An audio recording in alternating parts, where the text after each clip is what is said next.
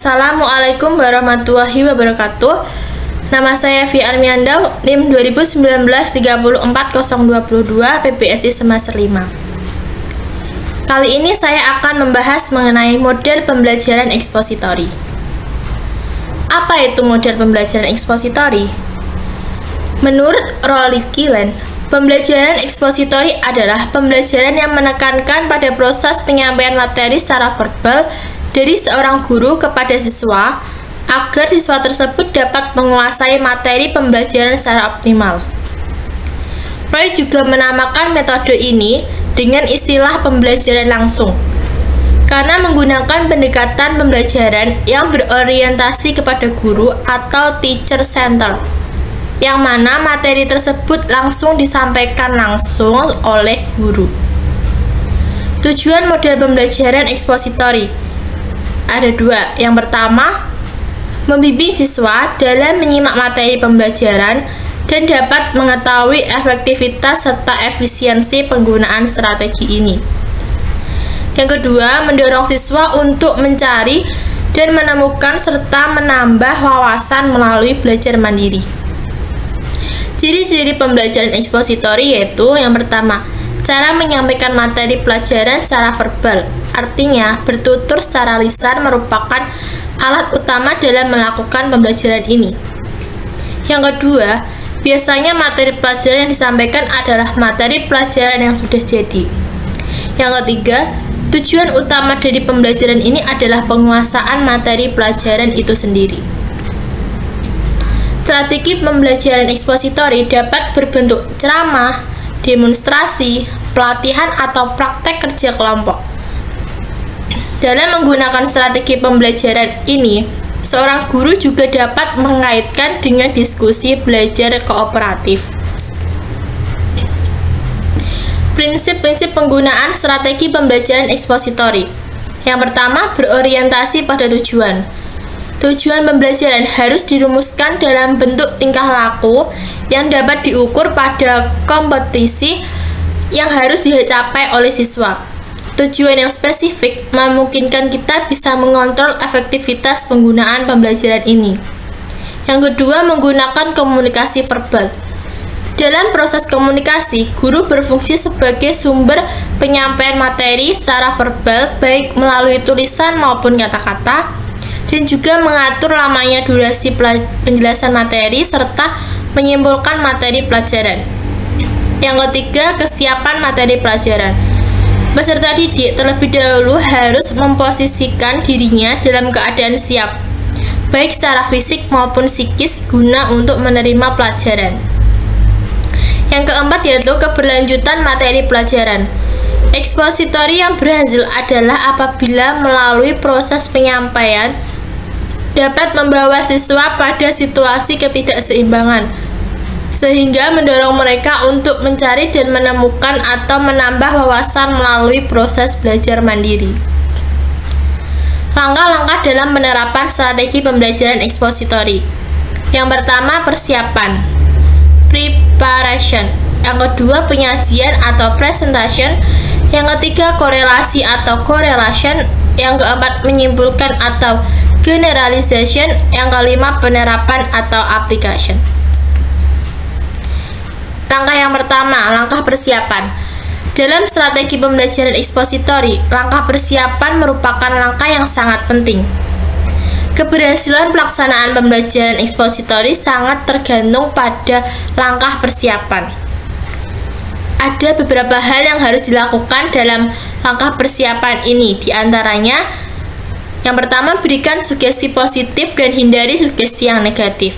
Yang kedua, mulailah dengan mengemukakan tujuan yang harus dicapai. Yang ketiga, bukalah file dalam otak siswa. Langkah yang kedua yaitu penyajian.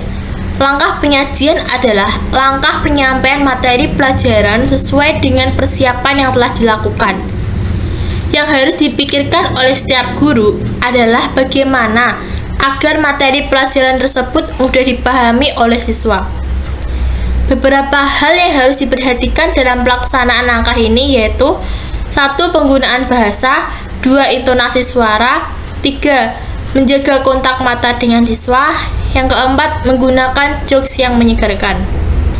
Yang ketiga yaitu langkah korelasi. Langkah korelasi adalah langkah yang menghubungkan materi pelajaran dengan pengalaman siswa atau dengan hal-hal lain yang dapat memungkinkan siswa dapat menangkap makna pengetahuan yang mungkin telah dimilikinya. Langkah yang keempat, menyimpulkan. Langkah menyimpulkan merupakan langkah yang sangat penting dalam strategi pembelajaran ekspositori. Karena melalui langkah ini, siswa dapat mengambil intisari dari proses penyajian materi. Yang terakhir yaitu langkah penerapan. Langkah ini merupakan langkah yang sangat penting dalam proses pembelajaran ekspositori. Melalui langkah ini, guru dapat mengumpulkan informasi tentang penguasaan dan pemahaman materi pelajaran oleh siswa.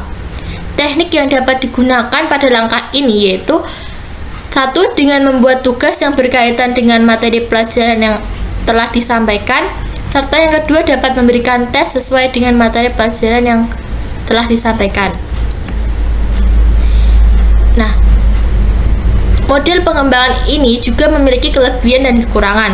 Kelebihan model pengembangan ekspositori yang pertama yaitu guru bisa mengontrol urutan dan keluasan materi pelajaran. Dengan demikian, guru dapat mengetahui sejauh mana siswa tersebut menguasai bahan pelajaran yang telah disampaikannya. Yang kedua, strategi pembelajaran ekspositori ini sangat efektif jika materi pelajaran yang harus dikuasai siswa cukup luas. Sementara itu, waktu yang dimiliki siswa untuk belajar sangatlah terbatas. Yang ketiga, melalui pembelajaran ini, siswa dapat mendengar melalui penuturan tentang materi pelajaran. Juga sekaligus, siswa dapat melihat dan mengobservasi melalui pelaksanaan demonstrasi. Yang keempat, strategi ini bisa digunakan untuk jumlah siswa dan ukuran kelas yang besar. Di samping itu juga, model pengembangan ekspositori juga memiliki kelemahan, di antaranya strategi ini hanya dapat dilakukan terhadap siswa yang memiliki kemampuan mendengar dan menyimak dengan baik. Yang kedua, strategi ini tidak mungkin dapat melayani perbedaan individu, baik yaitu perbedaan kemampuan, pengetahuan, minat, bakat, bahasa, serta gaya belajar. Yang ketiga, sulit mengembangkan kemampuan bersosialisasi, hubungan interpersonal, dan cara berpikir kritis siswa. Keempat, keberhasilan strategi pembelajaran ekspositori bergantung dengan apa yang dimiliki oleh guru, seperti persiapan, rasa percaya diri, pengetahuan, antusiasme, motivasi, dan kemampuan mengelola kelas. Nah, untuk mengatasi itu semua, kita harus membutuhkan cara untuk mengatasi kelemahan yang ada di model pengembangan ekspositori, yaitu yang pertama, dalam mengatasi kejenuhan dan kebosanan, guru bisa membuat atau menggunakan video simulasi berupa animasi atau tutorial dalam menjelaskan materi yang telah ia sampaikan dengan singkat dan padat. Selain itu, pembelajaran juga bisa dilakukan di outdoor dengan menyiapkan sebuah materi pembelajaran yang menarik buat anak-anak. Yang kedua, di sini guru harus melakukan pembelajaran yang menarik dan interaktif. Hal tersebut dapat menjadikan rasa ingin tahu siswa meningkat dan suasana di dalam kelas menjadi lebih hidup. Dengan bertanya dan berdiskusi, siswa menjadi jauh lebih paham akan materi yang dipelajarinya. Yang terakhir, guru dapat memaksimalkan penggunaan media sosial untuk berinteraksi dan melaksanakan pembelajaran dalam jarak jauh atau daring. Demikian yang bisa dapat saya sampaikan, selebihnya saya mohon maaf. Wassalamualaikum warahmatullahi wabarakatuh.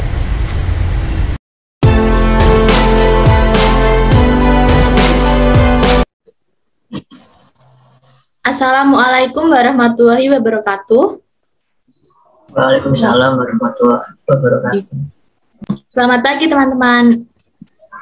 Pagi. Pagi. Gimana kabarnya kalian ini? Baik, alhamdulillah. Alhamdulillah.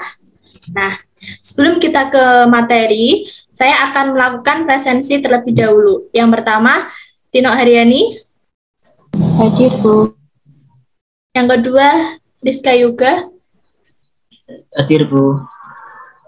Nah, langsung saja kita ke pembahasan. Kali ini, pertemuan daring kali ini, saya lebih menekankan kepada pembahasan teks deskriptif, yang mana kalian harus mengetahui tentang apa itu pengertian teks deskriptif, ciri-ciri teks deskripsi, tujuannya, serta kaidah penulisan, dan yang paling penting adalah langkah dalam penyusunan teks deskripsi. Nah, langsung saja yang pertama adalah pengertian teks deskripsi. Saya akan tanya kepada kalian semua. Ada yang udah tahu belum apa itu teks deskripsi? Belum, Bu. Oke, saya akan menjelaskan teks deskripsi. Yang pertama adalah pengertian. Teks deskripsi yaitu teks yang isinya berupa penggambaran terhadap suatu objek, tempat, dan juga peristiwa tertentu dengan jelas dan terperinci. Jadi, isi dari teks ini berupa teks yang penggambaran sebuah objek, tempat, maupun peristiwa tertentu yang bisa kita lihat, kita rasakan, kita cium, bahkan kita dengar oleh pembaca. Teks ini juga memiliki tujuan, yaitu menggambarkan keadaan objek dari sudut pandang penulis sehingga mudah untuk dipahami. Selanjutnya adalah ciri-ciri teks deskripsi. Terdapat 4 ciri-ciri. Yang pertama, menerangkan objek secara terperinci. Yang kedua, memberikan penjelasan atau penggambaran suatu objek. Yang ketiga, membaca seolah-olah bisa melihat, merasakan, mendengar, bahkan mengalami langsung apa yang telah tersaji di dalam teks tersebut. Yang terakhir yaitu penjelasan atau penggambaran objek yang dijadikan topik, dituliskan dengan rinci sehingga pembacanya mudah untuk memahami.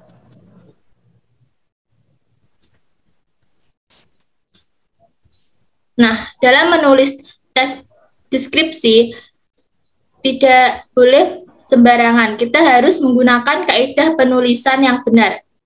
Ada 5 kaidah penulisan teks deskripsi. Yang pertama, menggunakan kata sifat. Yang kedua, memakai kata benda. Yang ketiga, menggunakan kata kerja transitif. Yang keempat, menggunakan kata keterangan. Serta yang kelima, menggunakan kata kiasan. Untuk penjelasan yang lebih lanjut lagi, ada yang ingin ditanyakan? Saya ingin bertanya, Bu. Baik, Mbak Tino. Berikan contoh objek teks deskripsi. Terima kasih, Bu. Itu yang ingin saya tanyakan. Oke.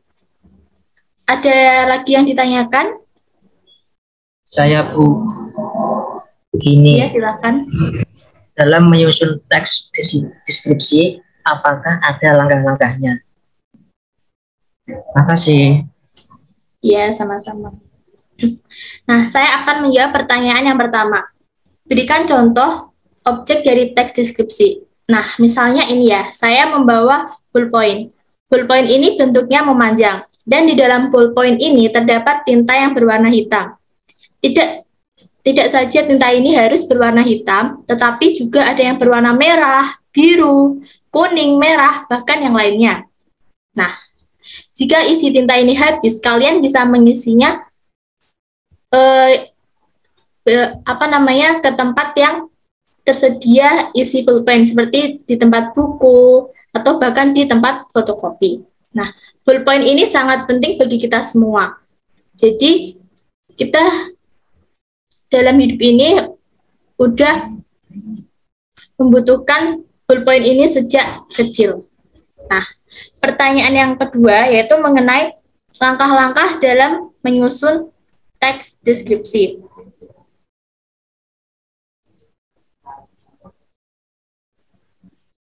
Langkah-langkahnya yaitu ada 4. Yang pertama, tentukan objek atau tema yang akan kalian deskripsikan. Yang kedua, mengumpulkan data dengan mengamati objek yang akan kalian deskripsikan.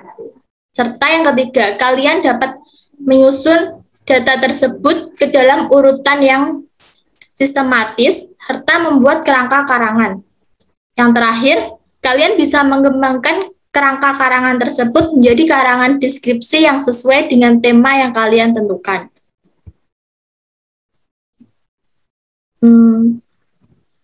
Jika tidak ada pertanyaan yang lain, mungkin itu saja yang saya sampaikan. Nah, untuk tugas akhir kalian, kalian bisa membuat paragraf teks deskripsi berdasarkan objek yang ada di lingkungan kalian. Kalian mengerti? Paham, Bu. Oke. Paham, Bu.